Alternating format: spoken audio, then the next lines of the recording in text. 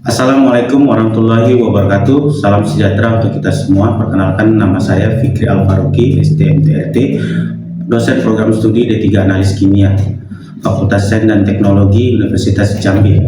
Pada kesempatan ini, perkenalkan saya menjelaskan secara singkat mengenai salah satu mata kuliah yang saya ampuh, yaitu energi terbarukan dengan kode mata kuliah ESC 168. Mata kuliah ini merupakan mata kuliah wajib dasar yang diberikan kepada mahasiswa semester pertama program studi D3 Analis Kimia.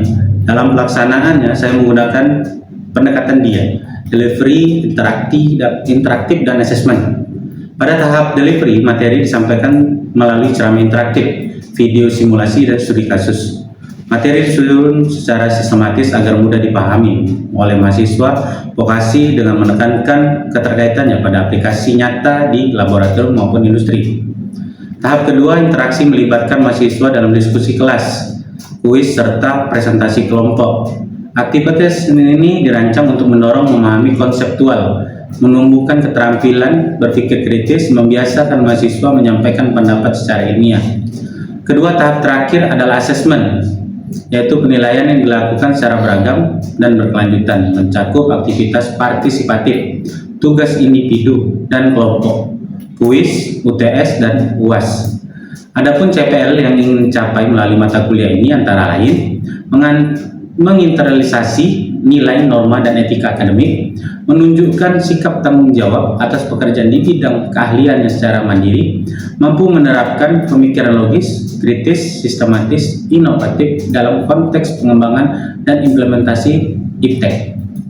Terus mengambil keputusan secara berdasarkan hasil analisis terhadap informasi dan data, terus menguasai konsep teoritis secara struktur, sifat, dan perubahannya, mampu melakukan analisis dan menghasilkan simpulan yang tepat berdasarkan hasil identifikasi dan analisis. Untuk mendukung pencapaian CPL tersebut diturunkan menjadi beberapa CPMK, antara lain menjunjung tinggi nilai kemanusiaan, moral, etika, dan pengelolaan energi terbarukan, menguasai konsep teoritis energi terbarukan. Ketiga, berpikir logis, kritis, sistematis, dan inovatif dalam penerapan teknologi energi terbarukan. Keempat, mampu bekerja mandiri dan menghasilkan solusi berdasarkan kaidah ilmiah. Kedua, bahan kajian yang diajarkan dalam mata kuliah ini meliputi sumber dan potensi energi terbarukan, energi surya, solar thermal, dan fotovoltaik, terus aplikasi solar thermal pada bangunan, energi air, biomasa, biomas, biogas, biodiesel, biofuel, bioethanol, dan energi panas bumi, energi gelombang, arus dan panas laut, energi angin, serta fuel cell dan hidrogen. Referensi yang digunakan yaitu John Tyndall dan Tony Ware, Renewable Energy Resource, second edisi tahun 2006. Terus pada mata kuliah ini aspek penilaian terdiri dari beberapa poin, antaranya penilaian terdiri dari aktivitas partisipatif itu di 10%, project based 10%, tugas 20%, kuis 5%, UTS 25%, dan UAS 30%. Demikian penjelasan singkat dari saya. Video ini saya buat sebagai dari penyusunan dokumen pernyataan diri dosen dalam unjuk kerja Tridharma Perguruan Tinggi PDD UKT PT, khususnya pada bidang pengajaran yang saya ampuh, yaitu energi terbarukan, sebagai salah satu dalam sertifikasi dosen tahun 2006. Demikian penjelasan singkat dari saya. Berikut adalah cuplikan video pembelajaran tatap muka yang telah saya lakukan bersama mahasiswa di kelas untuk pokok bahasan solar cell. Selamat menyaksikan. Wassalamualaikum warahmatullahi wabarakatuh. Selamat pagi semuanya. Pada pagi hari ini kita akan melanjutkan sesi dari materi sebelumnya ya. Di sini hari ini akan ada materi mengenai energi surya. Nah, di sini ada pengertiannya. Energi surya adalah energi yang berupa dari sinar dan panas dari matahari, yaitu merupakan radiasi energi dalam bentuk panas dan cahaya yang dipancarkan oleh matahari, didapat dengan mengubah energi panas surya melalui peralatan tertentu menjadi sumber daya dalam bentuk lainnya. Jadi sinar matahari yang dihasilkan dari alam itu dipancarkan ke peralatan berupa panel surya atau PV voltage itu. Nanti dari PV voltage itu nanti akan dirubah dari energi panas menjadi energi listrik. Makanya di sini ada pembangkit listrik yang dihasilkan dari energi matahari. Nah, di sini juga ada pemanas surya, fotovoltaik surya, listrik panas surya, arsitektur surya, terus ada fotosintesis buatan. Nanti untuk gambar peralatan foto PV-nya nanti akan saya jelaskan di bawahnya. Terus di sini ada energi surya. Ini ada teknologi pemanfaatan pasif. Energi surya ini dibagi dua, yaitu dimanfaatkan oleh teknologi secara pasif dan aktif. Yang secara pasifnya yaitu mengarahkan bangunan ke arah matahari, memilih bangunan dengan massa termal atau kemampuan dispersi cahaya yang baik, dan merancang ruangan dengan sirkulasi udara alami. Terus ada juga yang aktif, itu penggunaan panel fotovoltaik dan panel penyerapan panas. Kalau yang pasif ini berarti energi yang dipantulkan langsung ke dalam bangunan, itu yang tanpa lagi dinding-dinding, makanya kadang kita manfaatkan energi dari alam untuk pencahayaan ruangan. Terus sedangkan yang ini tadi fotovoltaik itu dari cahaya yang dihasilkan dari alam, itu dimanfaatkan lagi untuk menjadi energi listrik. Nanti akan saya jelaskan, ada beberapa materinya di bawah. Ini minimal pengetahuannya dulu. Terus di sini juga ada matahari. Ini intinya spektrum sinar tampak, infrared dekat, ultraviolet dekat atau sedikit.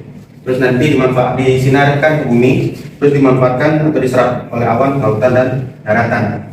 Terus dari matahari ini juga akan dipancarkan melalui bagian atas atmosfer, kan ada pelapis.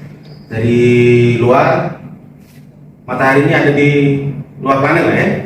Jadi jarak radius dari sinar matahari terpusatnya sampai ke bumi itu ada jaraknya tersendiri. Nanti ada beberapa jarak yang akan saya kasih juga. Terus akan diserap ke bumi, terus makanya ke bumi terus dimanfaatkan. Terus kembalinya keluar ke angkasa itu dipantulkan lagi. Makanya kadang kita ada global warming ya. Nah, terus di sini ada energi dari matahari, yaitu pada siklus hidrologi atau siklus air, panas laten, kondensasi, air menguatkan konveksi dan menghasilkan fenomena atmosferik, yaitu berupa angin, siklon, dan antisiklon. Terus dari sini pun akan dikonversi menjadi cahaya matahari yang diserap oleh lautan dan daratan, menjaga temperatur rata-rata permukaan pada suhu 14 derajat Celcius. Kedua, melalui proses fotosintesis, tanaman hijau mengubah energi surya menjadi energi kimia yang menghasilkan makanan, kayu, dan biomasa yang merupakan komponen awal dan bahan bakar fosil, yang mungkin di beberapa MK lain pun sama ya. Nah, di sini yang saya bilang tadi, yang dari matahari terpusat sampai ke bumi, ini tabel menunjukkan flux energi surya per tahun dan konsumsi energi oleh manusia di tiap tahun bahkan per jamnya. Kalau di sini ada energi surya sekitar 3.850.000 extra joule. Ini panjangan PJ ini eksak joule. Ini konsumsi per tahunnya. Dari jarak 3.850.000 ini sinar yang dipancarkan dari luar planet, terus menyinari bumi, itu kan ada jaraknya tuh. Makanya kadang per tahunnya itu konsumsi dari pencahayaannya dari terpusat itu sekitar 3.850.000 eksak joule. Terus kalau untuk anginnya itu sekitar 2.250 eksak joule. Terus ada juga potensi biomasa misalnya 100 sampai 300 eksak joule. Ini konsumsi per tahunnya untuk energi listrik. Terus ada juga penggunaan energi utamanya untuk di tahun 2010 itu sekitar 539 eksak joule. Terus ada listrik di 2010 itu sekitar 66,5 eksak joule konsumsi energi listrik per tahunnya yang dikonsumsi oleh manusia. Terus ada lagi juga, nah energi surya ini juga dari masa ke masa pun untuk pertama kalinya itu di tahun 1839 itu teknik tenaga listrik dari cahaya matahari pertama kali ditemukan oleh Alexandre Edmond Becquerel, seorang ahli fisika Prancis. Itu untuk pertama kalinya perkembangan untuk energi surya. Terus di tahun 1873 seorang insinyur Inggris William Heath Smith menemukan selenium sebagai suatu elemen photoconductivity. Itu yang maksud di elemen foto itu yang ada di fotovoltaik itu kayak berupa kalau kita film di base. Nah itu dari tahun itu selalu dikembangkan. Terus ada juga di 1876 itu oleh William, itu selenium menghasilkan arus listrik apabila disinari dengan cahaya matahari. Terus ada juga di tahun 1894 oleh Charles, itu suatu bahan semikonduktor dibalut dengan lapisan tipis emas. Itu biasanya serat kayak tebalnya paling 1 mili sampai 2 mili. Yang sering kalian lihat itu kalau paling simpelnya itu di Dinamo Tamiya ada tuh. Terus 1905 itu di Albert, itu mengenai foto elektrik efeknya. Terus di tahun 1890 sampai 1920 ini pemanas air surya melalui perkembangan di Amerika.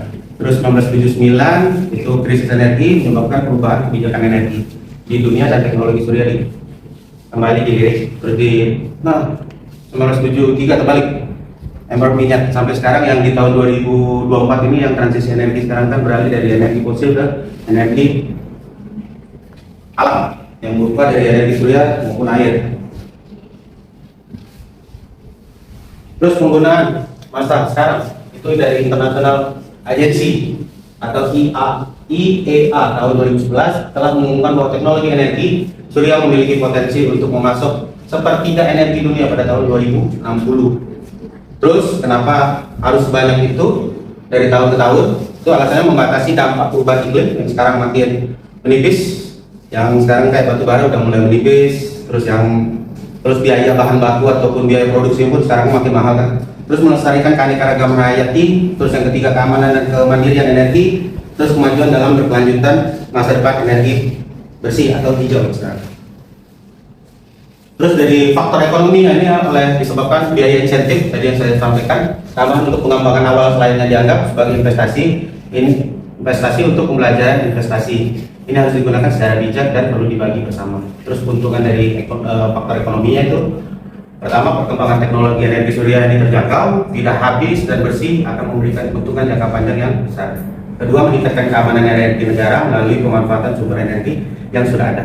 Terus ada tidak habis, tidak tergantung pada impor, terus bisa dimanfaatkan dari alam kita ataupun dari hasil bumi kita sendiri, terus meningkatkan kesinambungan, mengurangi polusi, mengurangi biaya mitigasinya, terus ada perubahan iklim, dan menjaga harga bahan bakar fosil tetap rendah dari sebelumnya. Nah, di sini bisa kita lihat, kita telah buktikan bahwa setelah persediaan minyak dan batu bara kita habis, manusia dapat menerima energi tak terbatas dari sinar matahari. Ini pendapat dari Frank Suman atau Menurut Tan 2 Juli 1918. Dan sekarang ini gencar-gencar apalagi dari SDM dan gencar hilirisasi dari energi fosil ke energi baru dan terbarukan. Terus ini juga ada prinsip konversi energi matahari menjadi panas, itu meliputi dua, pemanasan dan pengeringan. Nah, di sini pemanasan ada yang tahu? Nah, di sini pemanas. Nah, pemanas itu masuk ke solar water heating yang kita lihat di rumah-rumah itu kan. Kalau untuk pemanas air, di mana panas air dari matahari digunakan untuk memanaskan air dalam gelas panel di atas atap rumah. Ini berarti kita tidak lagi menggunakan banyak gas atau listrik untuk memanaskan air kebutuhan rumah tangga. Jadi yang ada di rumah-rumah itu, yang terpasang di rumah lantai bagian atas itu ada solar panel, itu di belakangnya kadang ada kayak tabung atau seperti water heater, tempat sirkulasinya udah ada air. Ini solar energi menyinari panel, nanti dari sinar matahari ini akan merespon atau mengirim ada ion-ion yang berupa positif dan negatifnya nanti. Terus ada black charge-nya, waternya ini sirkulasi air. Jadi sampai ke kita tuh kalau seperti di gambar ini nanti setelah dipanaskan oleh water heater yang ada di atas, nanti air langsung kita bisa gunakan sebagaimana biasanya. Mungkin kalian di rumah juga sudah ada ya pakai water heater. Nih, terus sifatnya juga panas ini juga biasanya di VV ini kalau dia ada dipasang posisinya standby itu ada menghadap di satu titik. Tapi kalau seandainya rangka waktu perakitannya itu dia ada solar tracking, jadi dia akan mengikuti sinar mataharinya. Jadi dari pagi sampai ke jam 4 ataupun jam 5. Puncak-puncaknya untuk panas yang efektif itu pada siang hari jam 12 sampai jam 2. Selebihnya itu penyerapan ke panel itu terkadang tidak terlalu berfungsi ataupun tidak menyinari secara utuhnya. Terus ada kelebihan, itu meliputi ramah lingkungan, hemat biaya operasional. Terus kalau dari sisi kekurangannya itu harga relatif mahal untuk setiap awal, karena panel surya itu biayanya satu keping aja itu tergantung ukuran. Kalau dia ukuran 50 watt peak itu sekitar 500 sampai 750, apalagi yang digunakan konsumsi rumah itu kan agak banyak. Nah, ini untuk solar furnace-nya. Nah, kalau solar furnace ini adalah solar tungku menggunakan luasan yang sangat luas dari susunan kaca untuk mengumpulkan energi surya matahari ke dalam ruangan yang sempit. Biasanya kalau kebanyakan yang kita lihat itu kayak lempengan atau mangkok kuali dari jam sinar matahari nanti dipusatkan di satu titik. Ini biasanya kalau kita lihat itu kayak parabola. Jadi disusun kaca, nanti dipusatkan, disinarkan untuk menyinari satu titik. Nah, dari situ titik itu nanti misalkan dia panas, berupa panas, dia akan menghasilkan listrik dan disalurkan. Ini kalau sistemnya solar furnace kayak mangkok kuali. Nanti bisa kalian lihat juga di Google, sekarang kan media sudah banyak, bisa kalian lihat. Terus kelebihannya menghasilkan temperatur yang tinggi, terus ada kekurangannya meliputi membutuhkan energi matahari penuh. Nah, terus ini ada juga pengeringan yang dimanfaatkan oleh masyarakat ataupun kita sehari-hari. Itu penjemuran sederhana adalah usaha pembuangan atau penurunan kadar air suatu bahan untuk memperoleh tingkat kadar air yang sangat seimbang dan kelembaban nisbi udara atmosfer. Ini bisa kalian bisa baca. Terus kalau rumah pengeringan surya, ini bisa kalian lihat di pandangan samping dari unit processing yang dari kolektor. Ini ada A yang A kolektor, terus ada aliran udara itu B, ini masuk kolektornya yang ada di sini. Karena yang kita tempat ini papan PVC-nya, terus ini sirkulasi atau yang ada area belakangnya, terus ada kipas aksial yang ada di bawah ini, tandaikan untuk mendinginkan, terus ada ruangan pengering juga, pengeringnya, terus ada peti fermentasinya. Itu kalau untuk yang di pengeringan ikan. Terus ada prinsip konversi energi matahari menjadi listrik. Ini ada pembangkit listrik surya termal terpusat.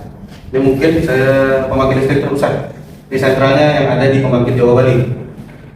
Mungkin di media ataupun di Google bisa kalian lihat seperti apa proses termal pembangkit listrik tenaga yang terpusat ini. Yang terpusat ini gambarnya nggak terlalu jelas ya. Mungkin nanti bisa kalian lihat nanti fungsinya apa, solar kolektor itu seperti apa, terus nanti ada water flow-nya seperti apa, terus ada steam kondensornya seperti apa, terus ada cooling water-nya tuh berapa, bisa nanti kalian lihat karena ini keterbatasan gambar. Terus ada pembangkit listrik tenaga surya, jika energi surya sinar matahari diubah dari energi panas menjadi energi listrik. Ini gambarnya fotovoltaik yang kita sering lihat di kampus ini pun ada bagi sebagian, itu salah satunya lampu jalan ya. Terus bagian-bagian PLTS, ini ya PLTS pertama ada modul selnya, terus ada baterai, ada regulatornya, terus ada inverter sama beban. Beban ini yang berkaitan dengan konsumsi kita sehari-hari, peralatan yang akan dihidupkan kadang di rumah ada beban berapa, 3000 watt. Nah, tergantung nanti di PLTS atau fotovoltaik yang kita gunakan nanti berapa banyak. Terus di sini juga ada prinsip kerja sel surya fotovoltaiknya. Ini dari front elektrodanya, terus ada anti refleksi coatingnya, terus N tipe silikonnya, terus ada P tipe silikon, terus sama back elektroda, sama current, sama sunlight. Dan ini sirkulasi yang ada di ini bukan sampo atau sabun cuci. Terus perbedaan sel surya fotovoltaik dengan tenaga surya terpusat. Nah, ini bisa kalian lihat, itu ada pembangkitan listrik tenaga surya, itu terdiri dari sel surya fotovoltaik, terus pemusatan energi suryanya. Kalau sel surya fotovoltaik itu secara langsung energi cahaya menjadi listrik menggunakan efek fotoelektrik, sedangkan pemusatan energi menggunakan sistem pemfokusan energi matahari ke satu titik untuk menggerakkan mesin kalor. Sampai sini paham? Nah, ini saya bilang tadi yang ada buktinya dari kualitas. Terus energi surya sebagai bahan bakar. Pertama bahan bakar mobil, ada bahan bakar kompor. Kalau bahan bakar mobil ya seperti ini. Tapi kebanyakan nggak seperti ini kan kenyataannya kan. Kalau yang kompor ya seperti ini yang terpusat tadi yang saya bilang yang kayak mangkok kuali, pusatkan nanti panaskan. Kalau ini untuk kemana? Berupa kompor, tapi biasanya dia tuh ada tiang pemancar sini untuk menyerap panas. Kayak sensor panasnya nanti dari pantulan dari tiap cahaya atau kepingan yang ada kaca yang ada di kuali ini nanti terpusat ke satu titik. Itu nanti sensornya merespon, seandainya panasnya tercapai dengan suhu tertentu, maka akan dia alirkan ataupun akan diproses untuk dikonversi menjadi energi listrik. Terus ada efisiensi berbagai jenis sel surya. Ini meliputi jenis sel surya, terus ada efisiensinya, terus efisiensi di lab.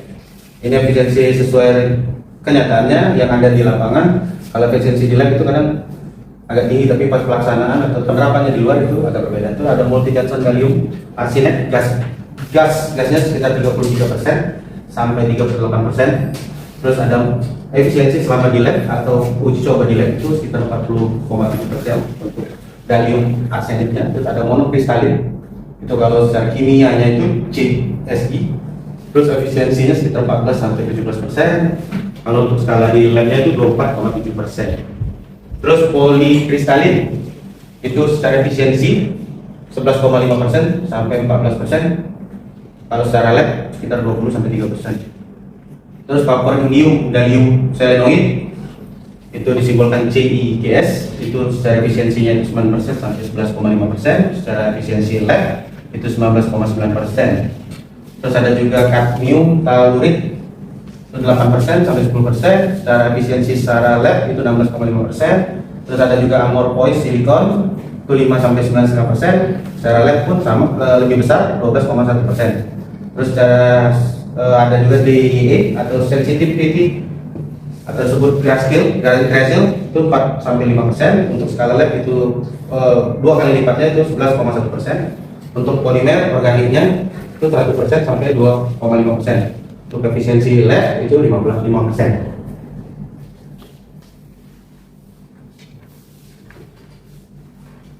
Terus ini ada juga penyebab turunnya efisiensi. Biasanya pertama pantulan dari permukaan selnya. Kedua, cahaya yang tidak cukup energi untuk memisahkan elektron dari ikatan atomiknya. Terus besarannya energi yang diperlukan itu menggunakan IN sama dengan 13,6 per N kuadrat EV. Terus nomor 3, cahaya yang memiliki energi ekstrak di atas yang diperlukan. Elektron dan lubang yang dibangkitkan di setiap acak akan bergabung sebelum menyumbang energi listrik. Terus elektron dan lubang yang dibangkitkan bisa bergabung kembali akibat dari cacat material, pembayangan yang dihasilkan dari kontak elektrik di permukaan atas, degradasi unjuk kerja akibat suhu operasi. Ini penyebab turunnya efisiensi pada sinar matahari ataupun penggunaan selama fotovoltaik misalnya. Terus cahaya energi dengan energi yang terlalu kecil atau terlalu besar, ini akan mengakibatkan pertama kerugian efisiensi berkaitan dengan cahaya energinya terlalu kecil atau terlalu besar. Cahaya berfrekuensi rendah, aras kemerahan energinya lebih kecil dibanding cahaya berfrekuensi lebih tinggi. Terus ada juga cahaya yang memasuki sel surya, itu bisa pertama menembus sel, diserap, menimbulkan panas dalam bentuk getaran atomik. Terus yang ketiga, memisahkan elektron dari ikatannya, menghasilkan pasangan elektron lubang. Terus yang terakhir, menghasilkan pasangan elektron lubang tetapi kelebihan energi sehingga menjadi panas. Ini untuk dari sisi cahaya dengan energi yang terlalu kecil atau terlalu besar. Nah, keuntungan menggunakan energi matahari ini itu ada beberapa. Yang saya ambil itu ada 6 keuntungan utamanya. Pertama, tersedia bebas dan dapat diperoleh secara gratis di alam. Terus energi surya merupakan sumber energi yang ramah lingkungan. Ketiga, tanpa polusi dan emisi gas rumah kaca sehingga dapat mengurangi pemanasan global. Keempat, dapat dibangun di daerah terpencil karena tidak memerlukan transmisi energi maupun transportasi sumber energi. Terus dalam jangka panjang, energi surya akan menghemat pengeluaran uang untuk energi. Terus yang keenam, energi surya beroperasi tanpa mengeluarkan suara atau tidak seperti turbin angin besar sehingga tidak menyebabkan polusi suara. Ini kalau keuntungan energi surya. Tapi yang ini keuntungannya, kalau keuntungannya itu jangka panjangnya lebih enak karena bisa kita pakai kalaupun kita tinggal di posisi bukit atau di gunung-gunung, itu lebih enak pakai karena kan listrik ini nggak sampai ke pelosok-pelosok. Nah, ini kelemahannya secara umum itu pertama, membutuhkan investasi awal yang besar, mahal, karena biaya untuk satu PV itu, kalau PV fotovoltaiknya itu murah, tapi kalau untuk baterainya itu yang mahal. Satu unitnya tergantung kapasitasnya. Terus untuk mencapai efisiensi rata-rata yang tinggi, pada umumnya tipe sel surya memerlukan permukaan areal yang luas. Terus ketiga, efisiensi surya sangat dipengaruhi oleh polusi udara dan kondisi cuaca. Keempat, sel surya hanya mampu membangkitkan energi sepanjang siang hari saja, tapi kalau malam tidak, makanya kadang kita harus di backup oleh baterai. Ada yang kita konsumsi langsung digunakan di rumah untuk menghidupkan alat-alat peralatan di rumah, terus ada lagi sisanya kita save di baterai. Terus ada proyek-proyek energi surya skala besar, itu pembangkit listrik tenaga surya yang besar, terus akan membutuhkan lahan yang luas, terus banyak air untuk tujuan pendinginan. Nah, ini untuk kelemahan energi surya. Itu ada 5 poin. Oke, sampai di sini materi Bapak. Apakah ada yang perlu ditanyakan dari penjelasan yang telah saya sampaikan? Ya, Pak. Ya, silakan.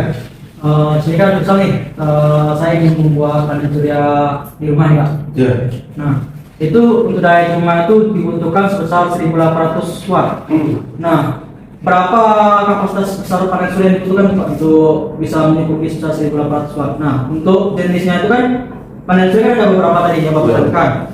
Nah, sedangkan saya pengen itu kan kalau di Indonesia ini kan ada dua musim, musim panas sama musim hujan. Ya. Nah, untuk bisa mensuplai di kedua musim tersebut, jenis panel surya apa yang lebih tepat digunakan? Nah, sama untuk akinya tuh atau baterai itu jenis apa Pak di tempatnya? Oke. Saya jawab dulu yang pemilihan jenis panel suryanya. Nih, kalau untuk penggunaan kebanyakan yang dipakai monokristalin menurut saya. Karena kita bisa lihat seluruh efisiensinya itu sekitar 14 sampai 17%. Karena kan penggunaan efisiensi penggunaan panel itu yang lebih efektif untuk penyerapan sinar matahari itu monokristalin. Dan kristalin ini kita bisa lihat kan efisiensi yang secara terpasang, misalnya di aplikasi yang diaplikasikan secara lab itu kan berbeda. Jadi kalau ada di lab itu aja lebih tinggi. Jadi yang kebanyakan dipakai itu di lapangan itu monokristalin. Terus penggunaannya kalau jumlah konsumsi rumah itu kan 1.300 ya. Iya. Nah 1.300 berarti lihat panel suryanya berapa banyak. Jadi jumlah wattnya itu kan kita tiap panel surya itu kan memiliki watt peak yang berbeda-beda. Ada yang 50, 100, 150. Jadi untuk asumsinya anggap aja kalau 1.800 dikalikan 1.800 dibagi, bisa kita gunakan yang photovoltaik yang menggunakan 100 WP, satu kepingnya 100 WP berarti 18 panel yang kita pakai. Tapi kan kebanyakan kalau kita elektrikal ini kan kadang bentuk bahan aja kita spare. Berarti kalau 18 berarti anggap aja 20 papan untuk lebih settingnya 10 papan keping photovoltaik itu yang ukuran 100 WP nya. Terus yang satunya lagi apa lagi tadi pertanyaan? Jenis akinya Pak? Nah kalau aki ini kan banyak macam. Iya. Ya kan, tergantung. Biasanya lithium. Kalau merek kan macam-macam. Iya. Kalau jenis baterai kan tergantung baterai. Jadi kadang kalau untuk di rumah itu kebanyakan beda juga aki motor sama aki untuk penyimpanan energi matahari kan beda. Tapi kebanyakan itu lithium. Tapi yang sekarang ini untuk baterai yang bagus itu BESS. Kalau yang baru ini dari SDM Kementerian itu BESS berupa baterai. Penyimpanan BESS yang sekarang dipakai di mobil-mobil listrik. Nah, makanya sekarang ini untuk baterai itu selalu dikembangkan. Itu dari Bapak, apakah cukup? Oke, untuk pertemuan saya mungkin tidak ada lagi, ya.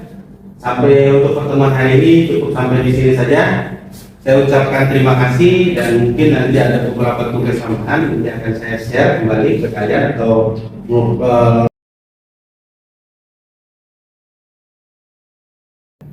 itu saya akan share itu berupa PDF-nya, PPT-nya maupun tugas. Ya, nanti tolong dikerjakan dan dikumpulkan di websitenya. Ya. Sekali lagi saya tutup. Selamat pagi. Salam sejahtera untuk kita semua. Saya ucapkan terima kasih. Wabillahi taufiq wal hidayah. Wassalamualaikum warahmatullahi wabarakatuh. Waalaikumsalam warahmatullahi wabarakatuh.